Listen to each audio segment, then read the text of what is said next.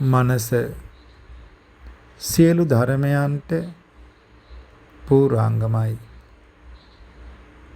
සියලු ධර්මයන්ට ශ්‍රේෂ්ඨයි. සියලු ධර්මයන් උපදින්නේ මනසින්. ඒ මනස පිරිසුදු නම් ඒ ධර්මතා සියල්ල පිරිසුදුයි. මනස අපිරිසුදු නම් ධර්මතා සියල්ල අපිරිසුදුයි. මනසෙන් උපදින ධර්මතා ප්‍රධාන වශයෙන් අවස්ථා තුනකට බෙදෙනවා.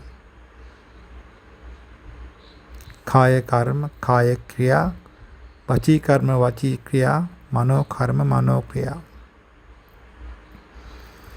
සිත කය වචනයෙන් කෙරෙන ක්‍රියාවන්ට කියනවා ධර්මතා කියලා. මේ ධර්මතාවයන්ට මුල් වුණේ හිත. ඔබේ හිත පිරිසුදු නම් ඔබ කියන දේ පිරිසුදුයි. ඔබේ හිත පිරිසුදු නම්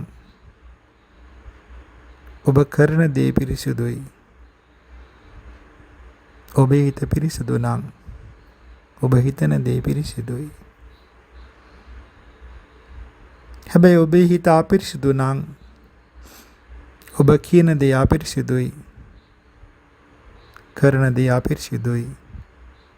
හිතන දේ අපිරිසුදුයි. බුදුරජාණන් වහන්සේ වදාහරනවා යමක් කළොත් විපාකයක් තියෙනවා. පිරිසිදු දෙයක් කළොත් පිරිසිදු විපාකයක් තියෙනවා. අපිරිසිදු දෙයක් කළොත් අපිරිසිදු විපාකයක් තියෙනවා. පිරිසිදු විපාකේ හරියට හේව නැල්ල වගේ අපිට දැනෙන්නේ නැහැ. අපිට වෙහෙස නැහැ. අපිට කරදරයක් නැහැ. අපිත් එක්ක හැමදාම ඉන්නවා. අපි දන්නේ නැති තරමට පිරිසිදු හිතින් මනසින් ජීවත් වෙන තැනැත්තාගේ ජීවිතය බරක් නැහැ. නිදහස්, සංසුන්, යහපත්, සතුටු දනවන ජීවිතයක්. අපිරිසිදු ක්‍රියා විපාකය අපිරිසිදුයි. හරකගේ පිටේ බැඳුණු කරත්තේ වගේ හරි බරයි, වෙහෙසයි, පීඩාවයි, විදිනවා ජීවිතය. හැම වෙලාවෙම පස්සෙන් එනවා මහා බරක්. අවුවේ වේලෙනවා, වැස්සේ තෙමෙනවා.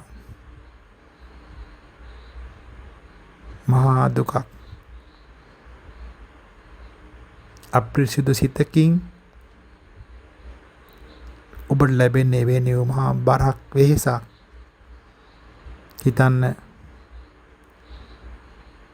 කරත්තයක් ඇදගෙන සංසාර ජීවිතේ විඳවනවද? හෙවණැල්ලක් එක්ක මේ සංසාර ජීවිතේ සතුට වෙනවද?